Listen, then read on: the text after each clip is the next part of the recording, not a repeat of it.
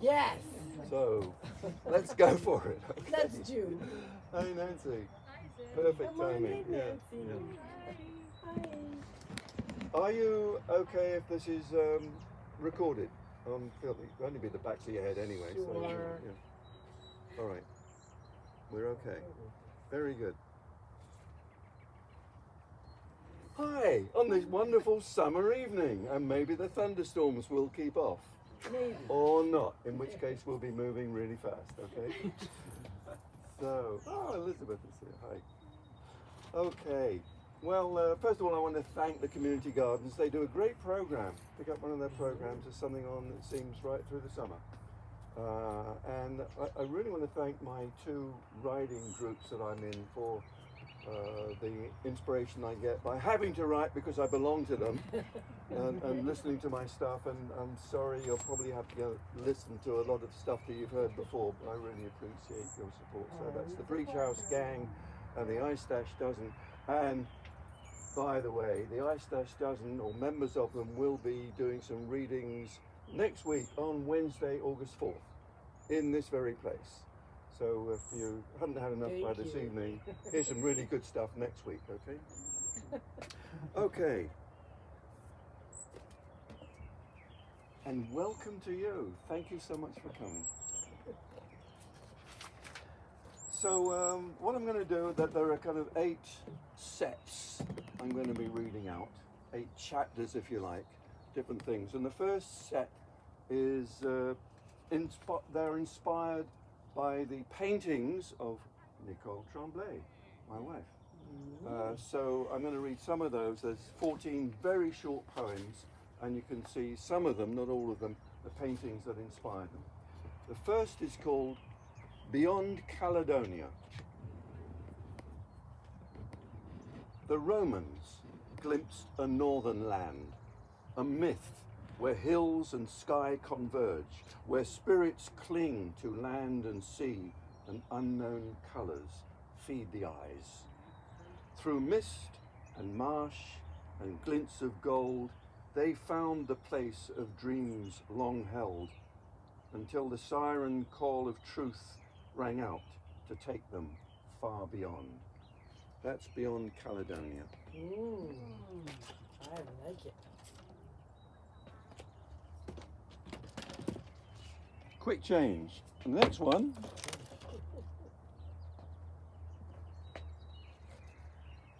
is Ladies in Red. Oh, and there she goes. And what are these poems called, Zev? What is the genre? The paintings? No, your poems. My poems. Yes. I believe they have a particular name. They're all inspired by these paintings. The I inspiration. was going for ekphrastic.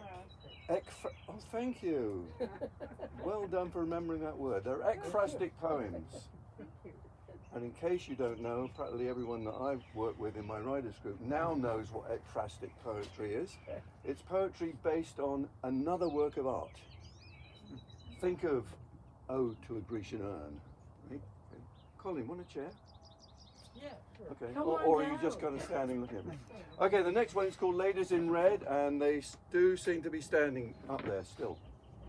They glide through sylvan woods, a forest fire of phantoms, flaming arms stretched in fifth, an arabesque of swirling magic caught in the fleeting instant before the dawn awakes the bear, the deer, the multitude of life which never sees the vision of the dance that passes through this place of secret thoughts. This is Flash from the Past.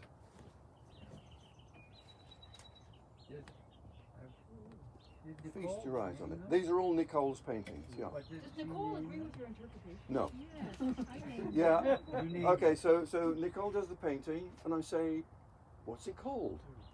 And she looks at it and and comes back, and sometimes we talk about it, and she comes up with the title, Flash from the Past. And sometimes I just see what I see, and sometimes I ask Nicole to say what she sees in there, and then I write the poem based on that, and it goes through a few changes until she says, "You got it." Okay. A rush of day, swirling movements of time with checklists, tasks to do, and never-ending games of life to play, when in the midst of frantic catching up, an image flashes through my mind. No sense of why, but here it is. The circles of the past return, whirring like fairies in my thoughts.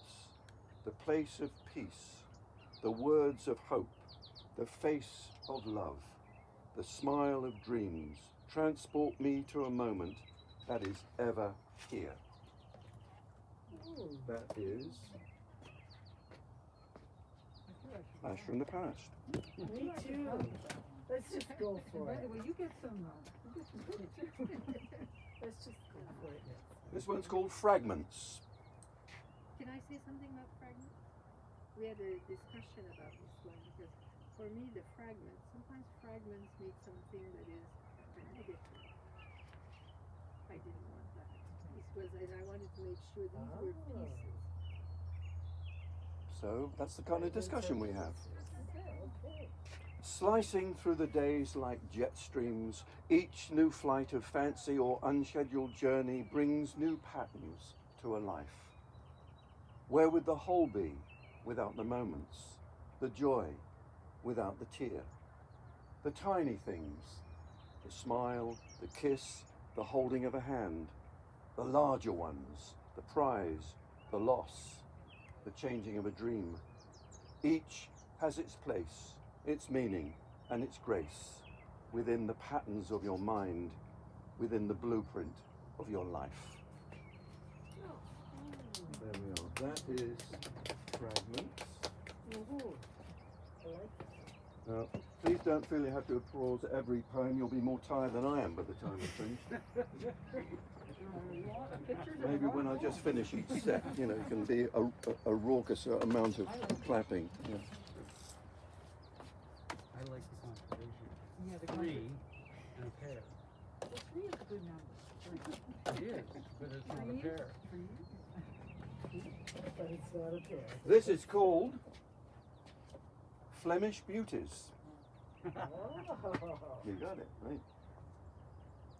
We grew together, side by side, from buds that blossomed, warmed by sun to give our skin a golden glow, picked from an ancient tree of life by knowing hands in ancient lands. We'll celebrate, as sisters do, dance through the night of deepest blue. And to accompany that one, this one is called Moonlit. Well met on this midsummer night of golden glow, where orange orbs grace skies of indigo. A 3-part harmony of mind, heart, soul. A fruitful blend, an intertwining whole. Ooh. And here we have What was the line from Shakespeare? Ill met the moonlight, fair Titania or something? Remember that very Titania over on that one. I can hold it. Okay, there we go. If it doesn't fall. They weren't telling me where it was. Titania was hanging out with Puck and Oberon was hanging out with someone else. Yeah, This it's one, like hello, right Maria. there, but I don't remember. You know, so they did it at the theater in one of the fields, back in the woods. Somebody actually took place in the woods. You got the front row seat or middle row seat? Really cool. Early 1990s. Okay, this one. Sit right here. Yeah, this one.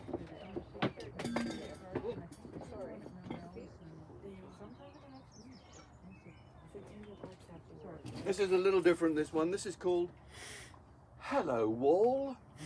You've heard that before, right? Behind your bricks of painted stories lies a world of mysteries where dreams come true and angels trip the light fantastic day and night. So tell me, Wall, what I must do to join the dance and live the life you mutely offer from your slabs. Or does your silence show me all the colours of my life. That's Hello Wall. Very nice. And here's some, I want to come and hold this up. What were you thinking about when you came to that? These girls. I'm going to give you 3 if you can manage 3, or 2 anyway. Yeah, man.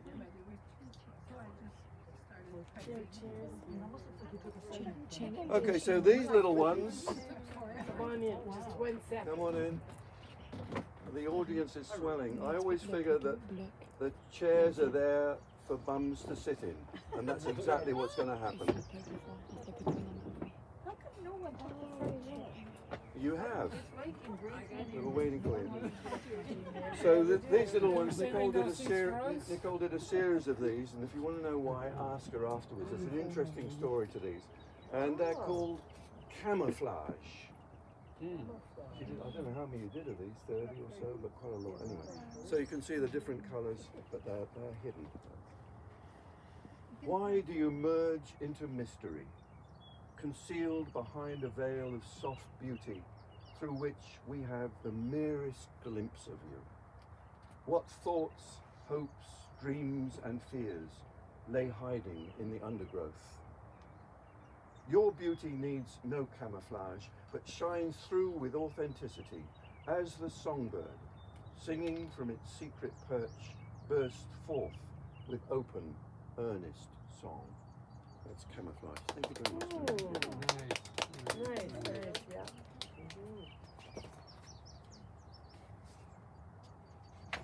You too, Nicole.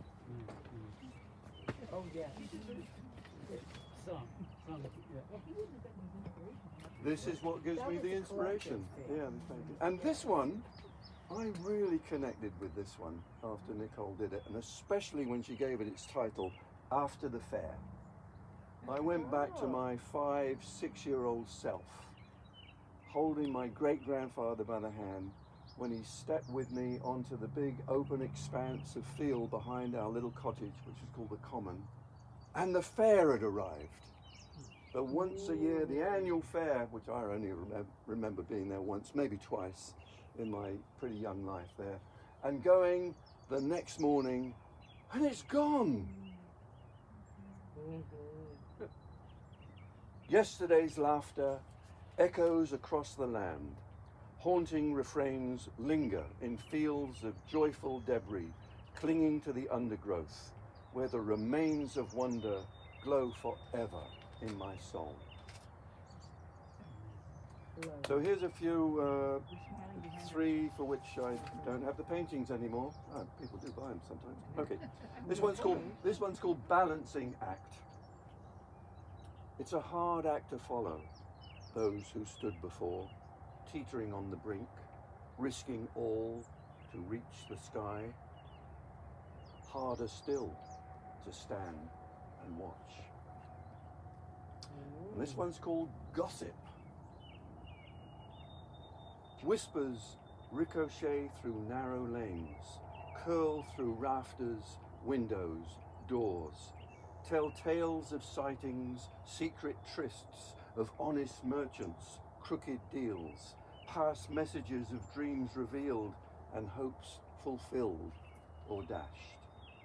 The words once shared lie buried in our walls, our history etched in every stone.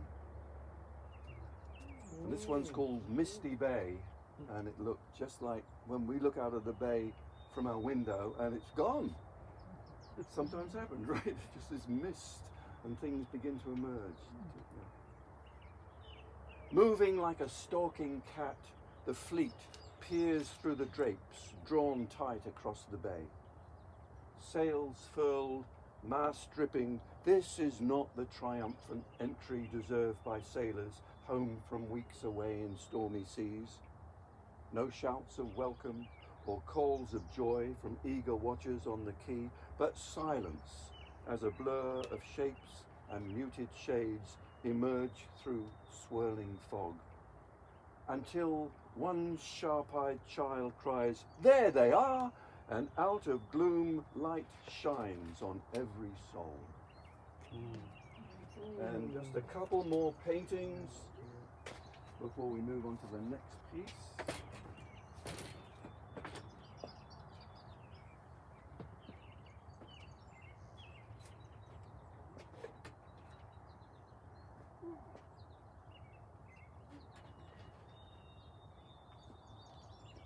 It's a bit fluffy. So am I. I love this one. It's one of my favorites. It's called Searching for Roots. Roots define us, tell us who we are, give us life beyond the now, and make us whole. Where then to dig? Through annals long forgot, in countries far away, in tongues lost to the ear. Deep into the earth lie bones of former selves, with hopes of greater things, of better lives, of peaceful souls. How will our future kin make sense of who we are and how we've lived? For when they seek their roots, it's us they'll find. And the very last one of the Ekphrastic. poetry one, ekphrastic, thank you, poems. This hangs on my wall and I'm at my computer and I look up at it and it's called Moses. Who knew? Moses. That's Took a long time to interesting. be called Moses. Yes. I am old, but I recall being hidden in the reeds. Now I know I will not reach the promised land, but the journey. Oh my Lord, the journey. Thank you.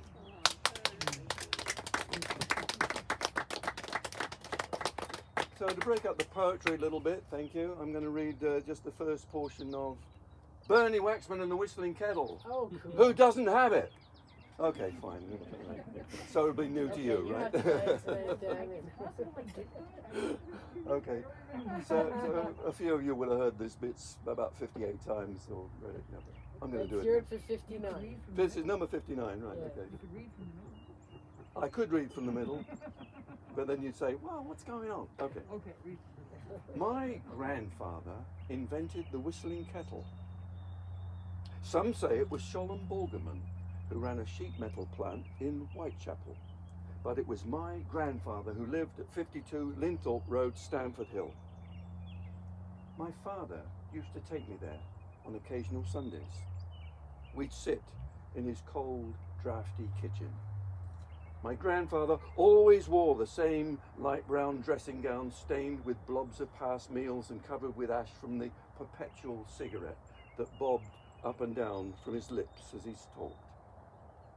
Now, who is this? He'd ask as we entered, lifting his chin high and drawing out the who until it rose into the air like the whistle from the steam kettle he'd invented. He meant me. He addressed my father, but he looked at me out of the corner of his eye. My toes curled inside my socks until I felt the wool scratch the soles of my feet. A fire spread across my face. The voice squeaking inside my chest barely escaped my mouth. My father's hand propelled me forward so that I stood with my knees touching the rough cloth of his dressing gown, my feet rubbing against the gaping flaps of his slippers in which his toenails lurked. I'm Bernie. He'd stare at me, his eyebrows raised, the matching toothbrush bristles of his moustache quivering. Bernard, I'd say by way of greater clarity. But it was never enough. Bernie? Bernard? Bernie who? Bernard whom? The shoulders lifted almost up to his cheeks, the elbows clamped to his sides, the palms of his hands outstretched in utter incomprehension. I'm Bernie Waxman. Which Bernie Waxman would that be? Now his face came within inches of mine. Droplets of sweat shimmered among the stubble on his face. Nicotine-stained teeth gripped the cigarette. By now, my chest was heaving. I'm your grandson. But I have so many grandsons. The so drifted up into another drawn-out steam whistle, hovering around the room wraith-like until it insinuated itself into my shivering body. The shivering was partly the damp, chilly atmosphere of Grandpa's kitchen, partly the agony of the interrogation into my identity. I couldn't think of any other grandsons. Were there others I didn't know about? And how could there be another one called Bernie Waxman? All I knew was that this happened every time, stopping only when he rasped out a laugh that sputtered smoke and spittle into my face. Once my grandfather, tired of tormenting me with his questions, he regaled my father and any of my uncles who were visiting with long rants that were beyond my capacity to understand or were overshadowed by my shame at not being able to identify myself. But I remember the rants about Sholem, Borgelman. It's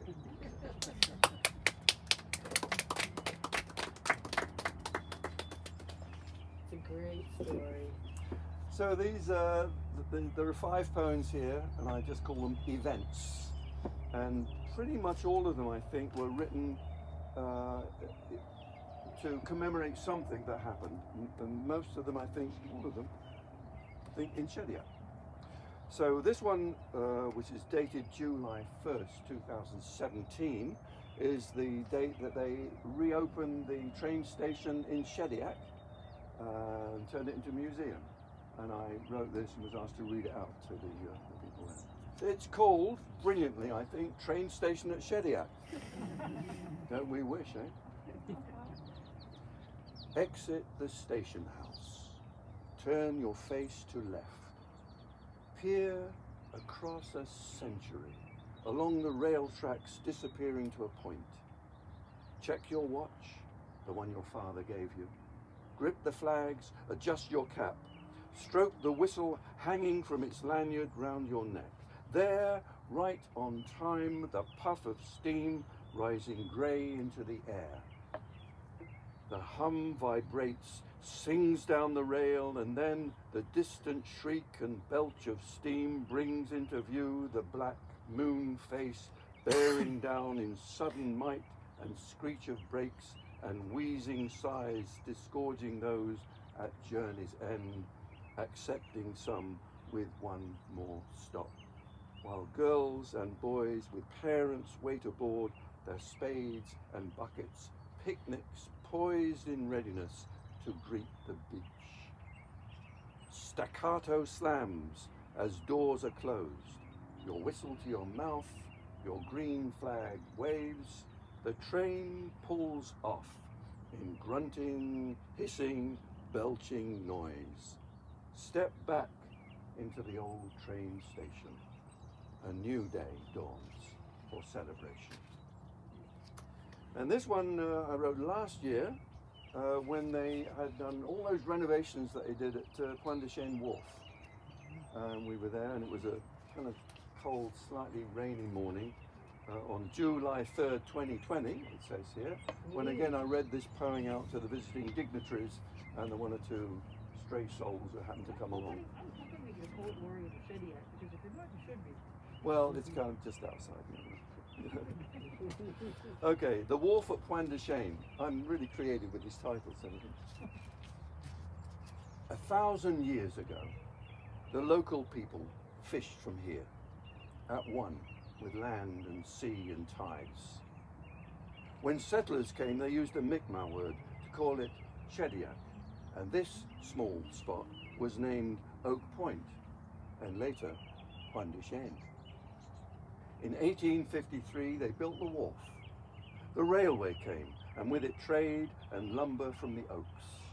Seaplanes flew in, Pan Am clippers with travelers across the world. Now, the local people fish from here. Children leap into the bay, and visitors enjoy the view, the lobster cruise, the setting sun.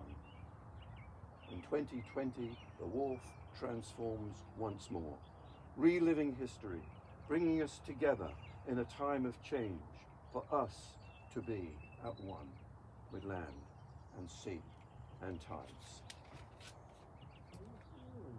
And this one, oh, I didn't write this in Shediac. This one I wrote actually in Winnipeg when I was there for a peace conference that was put on by the Rotary Clubs International.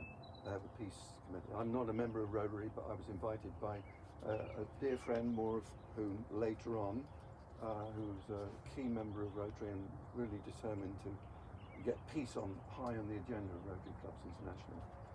And I was there for a day or two and I've watched what went on and wrote this.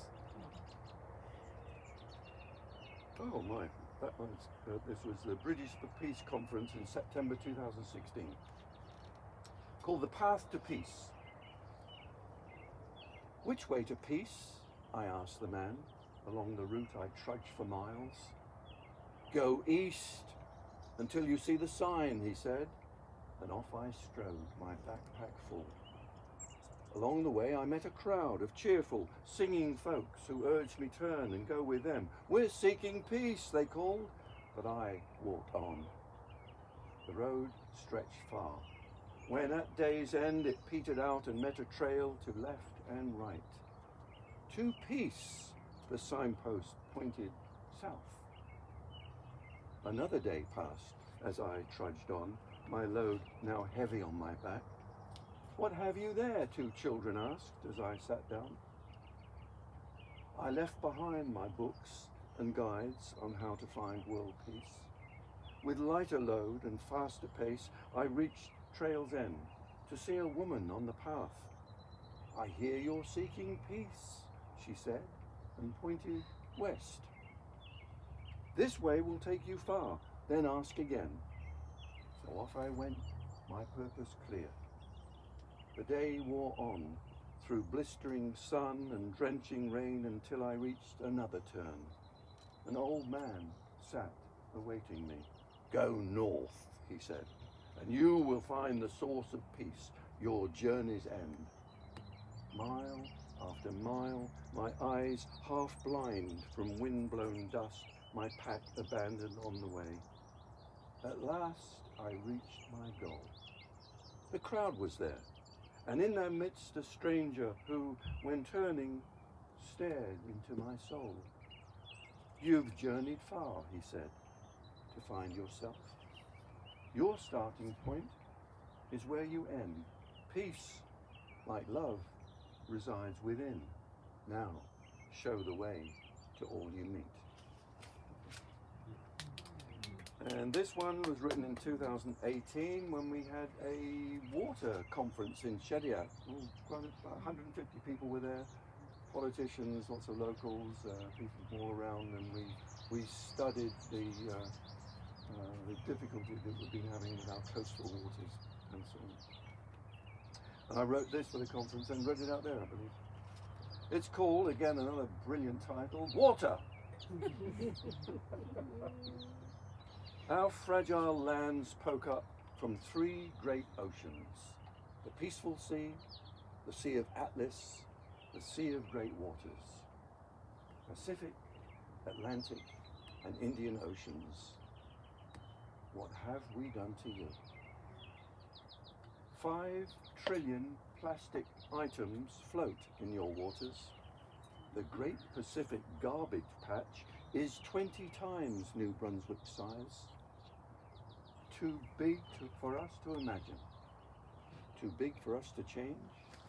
Are we too late? How can we change what we have done? We start with now. We start with here. This land is at the edge, lapped by waters from the strait. It brings us life and joy and wealth. We bring it toxic waste and threaten more. We are the stewards of this land.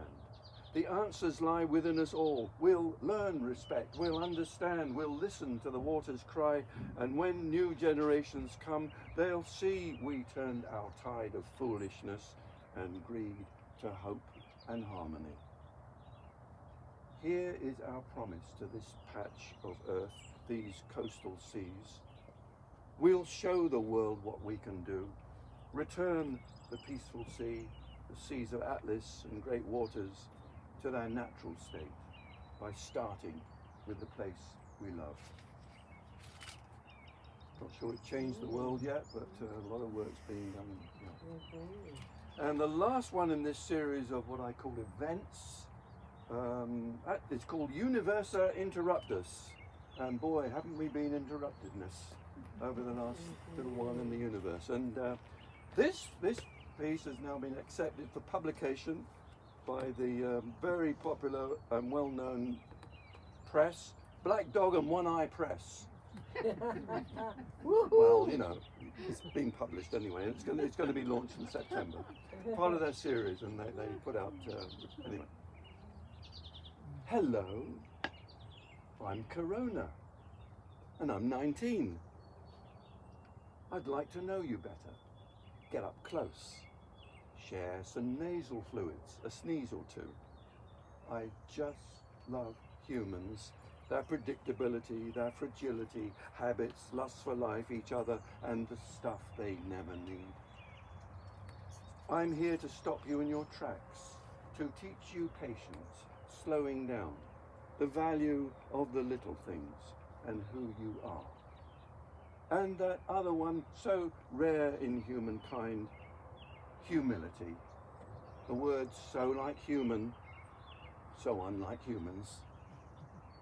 See how big I am? Of course you can't. Count how many I've become? Too many for your brain. I'll cut you down to size. I'll show what power is in one so small. You say that I'm your enemy. You see this as a war. And yet, it's you who gives me life. You are my host, and I'm so grateful for your help. Keep living life the way you do, and I will thrive, while you may fret. Or learn patience, humility, the value of small things, and I will turn away. Thank you. So these next 4 poems I just call musings. I was just sitting around wondering what was going on. And there's just 4 of them that I selected here. First 2 I wrote when we were in Calgary, walking around, hiking around or looking out the window. This one's called Bow River. Anyone familiar with Calgary and the Bow River? Beautiful river, yeah. It flows, sparkling, rushing, even under ice, from snow-topped mountain through foothills of rock, cutting its way, meandering forcefully, without restraint, welcomed, natural, blending into its surroundings, its impact greater for its ever-changing permanence.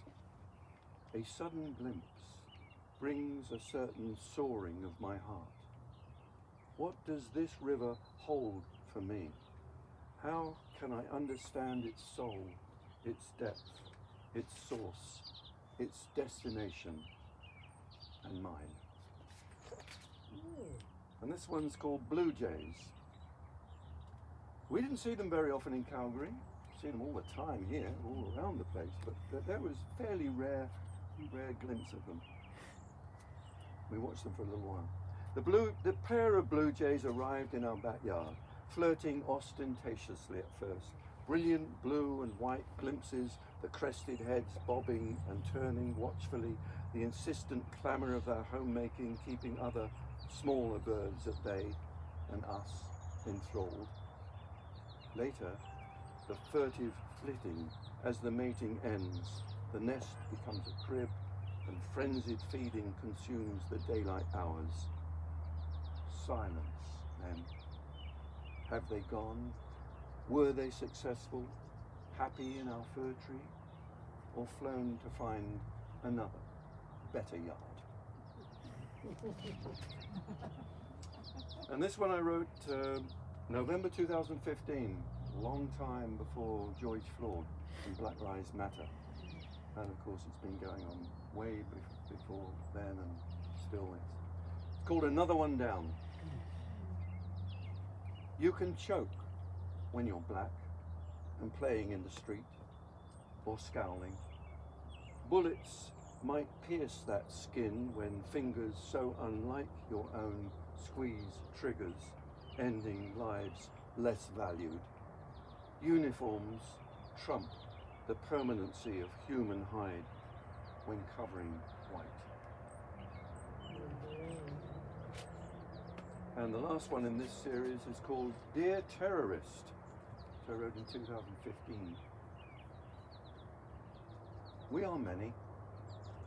We live in castles and caves, dacas and ditches. We come from deserts and jungles, cities and hamlets. We are more than you can imagine. We do not meet. You will not find us in church or mosque or temple, or if you do, we are disguised. We belong nowhere and everywhere. We are wealthy beyond your dreams, even the paupers among us, and there are many. Our Twitter account is empty. No friends on Facebook. All we need to know lies within. All we need to have is here. We have no fear. We are not feared. We love, and maybe love, it does not matter. Each of us is alone. None of us are lonely. And you, dear terrorist, believe in God. You aim to kill and maim and conquer so that you may enter heaven. Have I got news for you? We are the ordinary, the extraordinary people. You cannot join us even if you chose. We are not joinable. We are individual. The odds are overwhelming.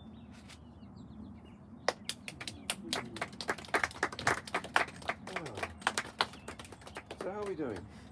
Fine. Still with us? Oh, okay, right. You're entertaining. Don't tell anyone. Oh. And contrary to what Louis spreads around, this is not autobiographical. I hope not. Well, you're here. You wouldn't be here if you thought it was, right? Yeah, but you had to do research. I sure did. How to do research is not autobiographical. That was the fun bit, yeah. Okay, I'll just read from the beginning again, because again you'll say, well, what happened before? Okay. The onion and the $200 kitchen knife changed my luck. This was before I learned the safest way to slice an onion is to cut it in half and lay the two pieces flat side down so they don't slip. I was into the rhythm of the chopping when the onion slithered across the chopping board. My left hand followed it while the right continued its movement. It happened in slow motion, as these things do when the insight into an impending catastrophe speeds up the brain neurons so everything goes slower, but your physical reactions don't work at such a heightened pace. It was an early evening in June. Images of the long journey to this place clogged my mind. The knife slipped off the tip of my middle finger, sliced off the tip of my middle finger, which plopped among the rings of onion. The pile reddened into a messy blob. My scream, formed into the word shit, emerged the moment before the pain hit, before the mutilation seeped into my brain. My first thought was Monique would help. She'd know what to do. My wife would make it go away. But Monique was dead. She couldn't help with this emergency any more than I'd been able to help her. The knife clattered into the sink. I turned on the faucet, grabbed the fingertip out of the mess of onions, and stuck it and the end of my finger under the cold water. The raw stub felt as though it would explode. Pain filled every nerve. Blood flowed freely. Every drop in my body would drain from that throbbing finger. Get to a hospital. They'd sew it back on. Quicker the better. A doctor could save it. Where's the nearest place? Must be Moncton, 20 minutes away. Call 911. No, get someone to drive. Get help now. I opened the refrigerator door, grabbed the ice container from the freezer compartment, and stuck my finger in among the ice cubes along with the loose end. One advantage of living in a camper van is everything is right there. Stumbling from the side door, carrying the tiny cargo, I made it to the nearest trailer showing any sign of life.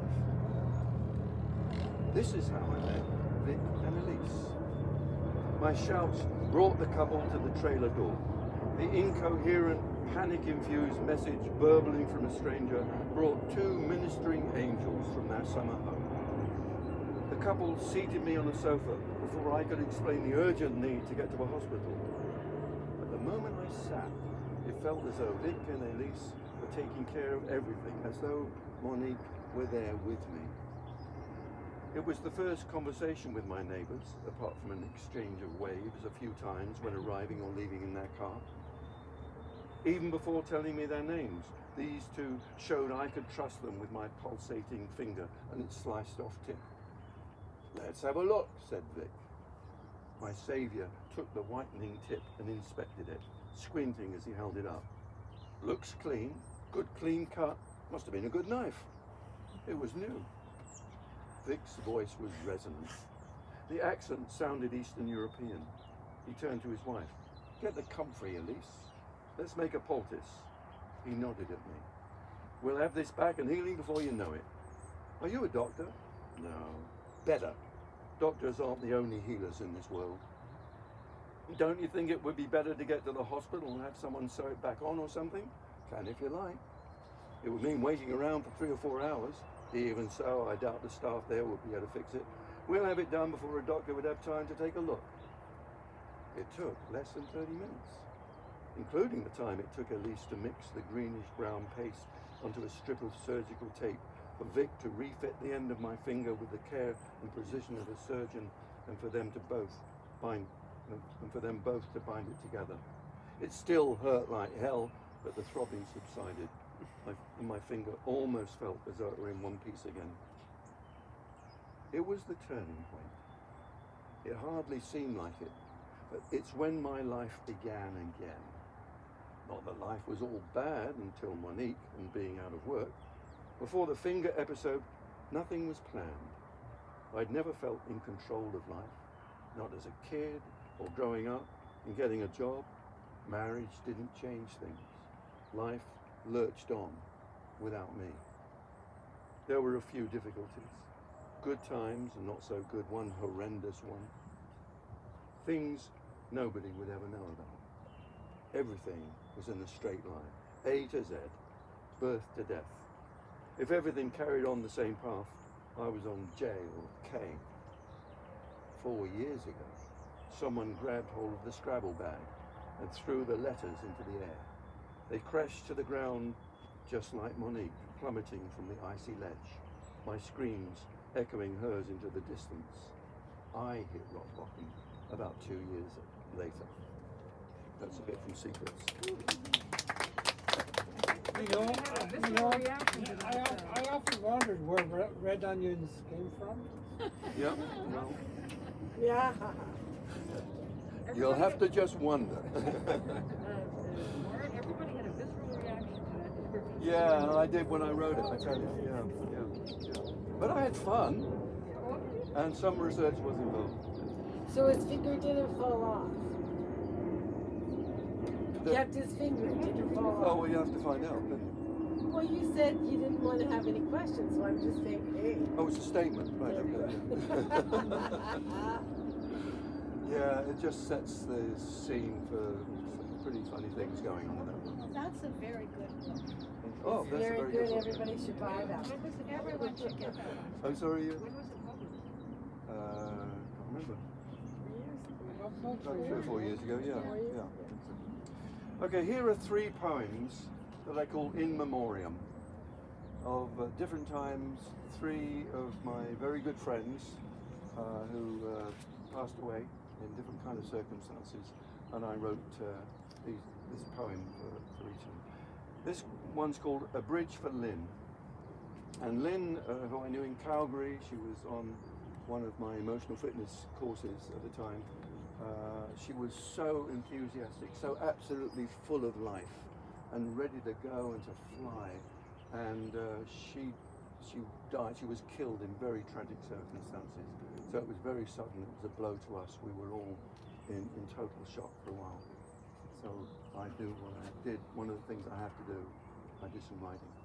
Called A Bridge for Lynn. February 1999. She came to learn. She came to learn about herself.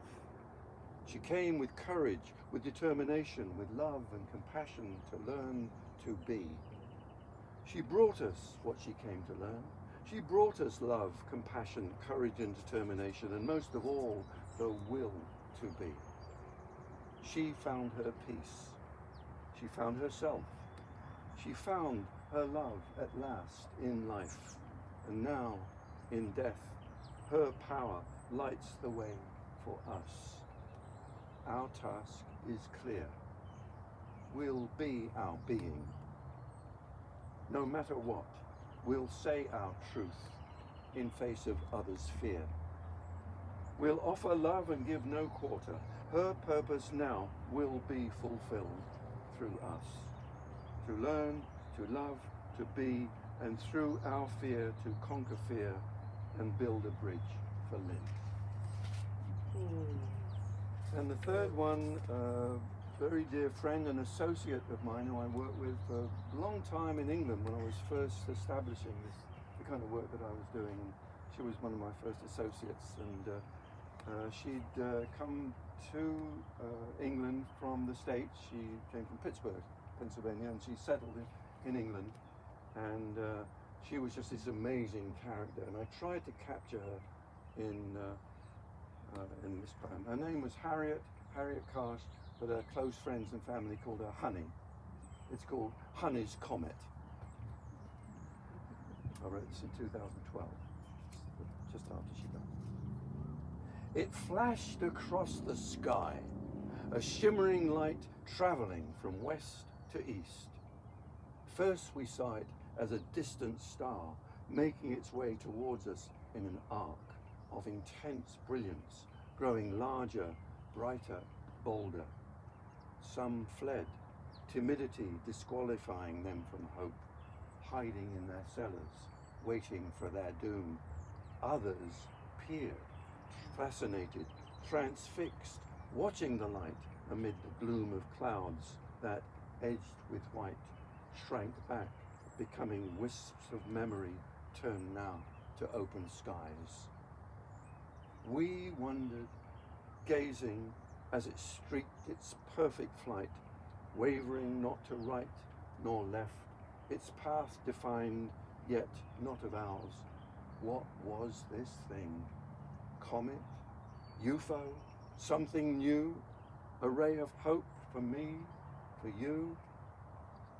Passing overhead, it lit the earth, its fiery glow and flaming trails shining on our upturned heads. Some ran towards it, the arms raised high, hoping to catch the shower as it passed.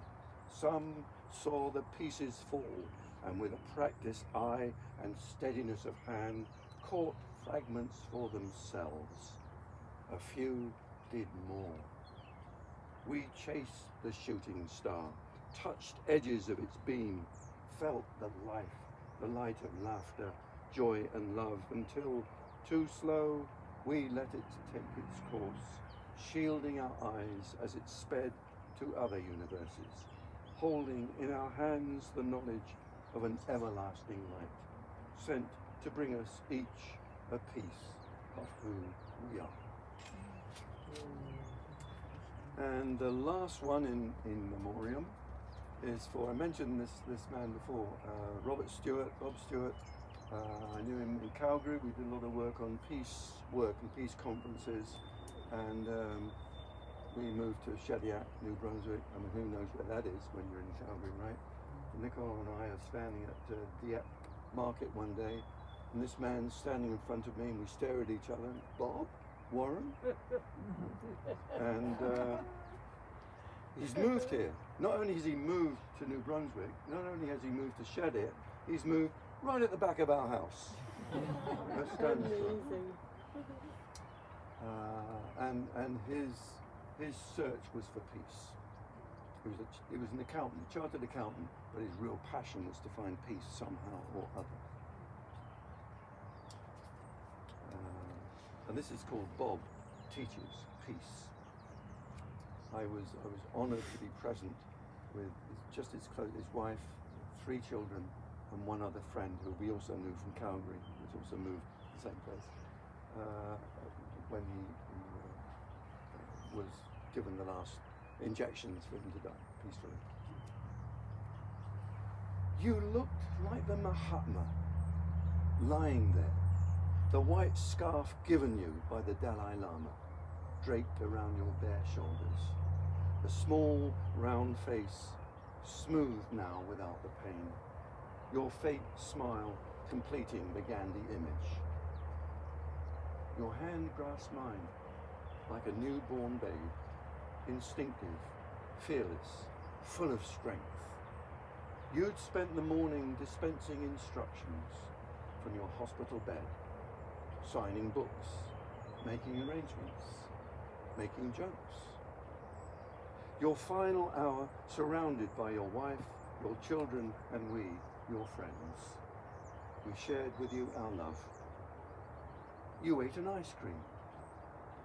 This will take me 20 minutes, you said, and then now shoot me up. Your phone beeped. Your daughter answered. It was the dentist. Cancel the appointment, you said. We laughed, amazed at your presence, your peace, your love, the light that flowed. A nurse wheeled in the trolley. The doctor, no older than my grandchildren, unwrapped the first capsule, held your hand, leaned over, whispered words. You drifted into sleep. The second vial, the third and fourth. A silent, peaceful 15 minutes. You'd asked for silence while you drifted off, clear and certain that your lifetime goal has been fulfilled. For love and light will show the way, as you have done, to peace at last. And, okay, now what's an evening of poetry, a summer evening without some love poems, right? Oh, Okay. You may have noticed a few in the paintings and stuff like that, but the love of my life is here, and I every now and again am doing nothing else, so I write a little poem. Usually birthdays and Valentine's, so it's just 4 of them are here. She's not embarrassed at all. I didn't know what to call the first one. It's called Nicole.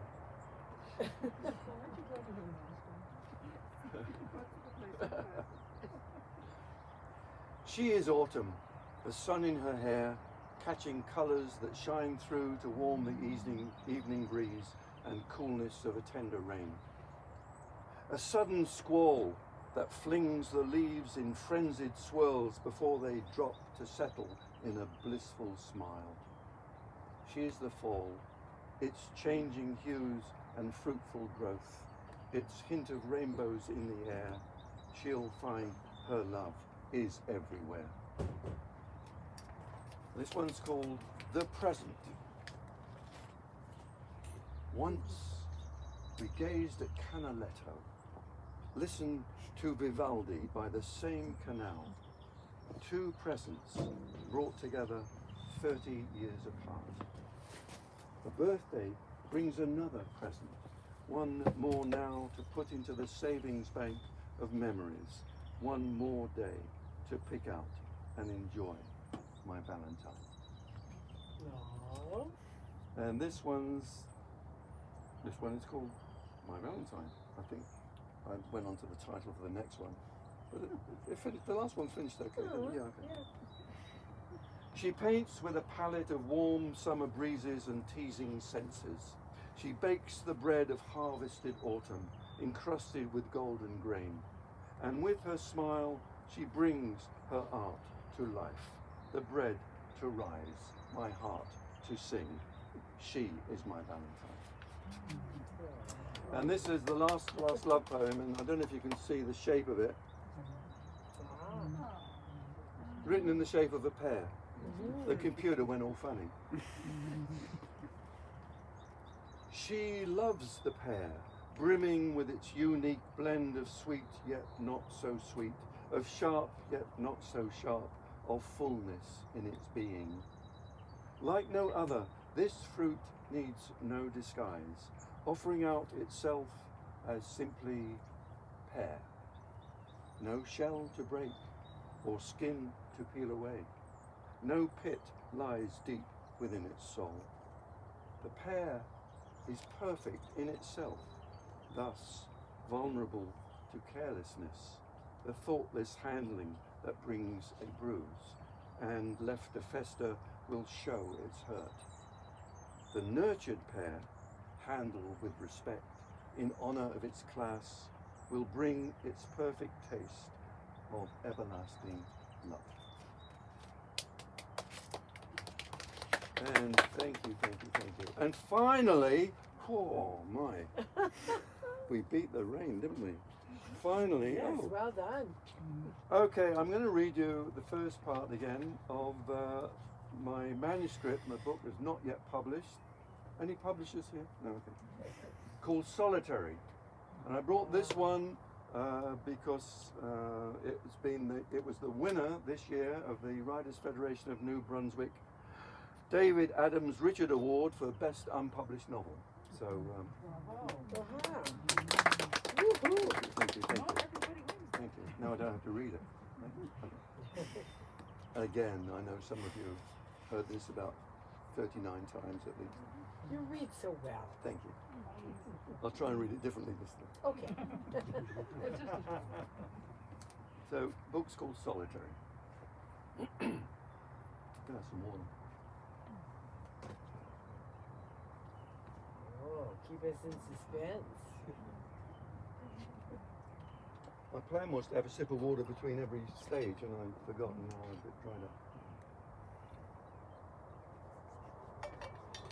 I think I felt it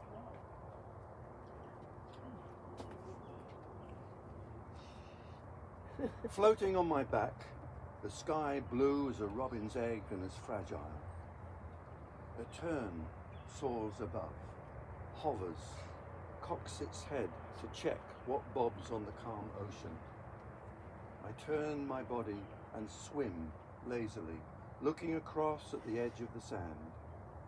There she is, sauntering along the beach, her legs bare, a chiffon scarf blowing around her shoulders, a straw hat hiding her face, collecting shells or tiny fragments washed onto the shore by the rippling waves.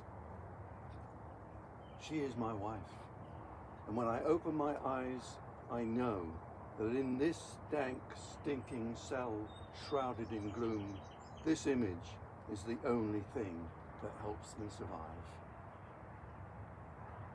I limit myself to 10 minutes a day. More, I get maudlin. It must be the highlight of my day, not a replacement for the yawning gap of time that passes without signs of movement or change. Measuring time has become a guessing game. The 10 minutes of my visual meditation is measured in Julia time, a strict limit. I am also disciplined, though not as limited, in my Duncan time. I can even cheat and include Julia in my Duncan time, which covers all parts of my life. My Julia time is an eternal 10 minutes. My attempts at keeping track of time were thwarted early on because I didn't think about it for what must have been several days, and because I had no way of knowing if the guard who delivered my rations and collected the slop bucket did so on a regular or random basis. It felt random and designed to be so to add to my disorientation. I'm certain of this now. My senses are heightened to sounds and smells, so I can tell when food is coming, but my stomach tells me there is no rhythm to it. Otherwise my body would alert me to the next mealtime. The guard may come once a day or twice or once every 2 days or more. I have no name for this time. It is inscrutable and uncontrollable. I dare not call it the present. I cannot exist here. At first I struggled to make sense of time passing. I kept it up with increasing terror and decreasing certainty until Julia came to my rescue, when I discovered time could exist for me only in the past or the future. The calculation that I have been here for 8 months brings little emotion, since it has no meaning. Perhaps when I get home, I'll write the handbook for visitors to Iran. Part 1, How to Survive a Year in Jail. At least it would avoid the embarrassing irony of what I came here to do. I rise from the oblong padded board which poses the mattress, stretch my arms above my head, bending the wrists back and placing my palms on the ceiling. Count slowly up to 100. Stoop to touch my toes. Legs straight for another 100. There are 10 exercises, all derived from workouts at the gym, with refinements in deference to the absence of weights and restrictions of space. This adds up to 1,000 measurements of body time, which I carry out by my estimation twice every day, although it varies according to food intake when my physical strength is reduced. I have a choice now. Duncan time has 2 options: reflection, which is the past, or vision, which is the future. I made a breakthrough recently when I managed to sustain a positive, clearer future vision instead of the fragmentary glimpses of possibilities that faded as I kept getting drawn back into the unnameable present. I sit cross-legged in the corner of my cell, facing the square of light emitted through the door. This reduces the chance of the guard banging on the door to check if I'm alive. I inhale deeply through my nose, count to 10 while I exhale through my mouth. I will engage in reflection. Where to go? I press the replay button on my internal remote, allowing memories to run through. The challenge is to arrive at somewhere I haven't visited.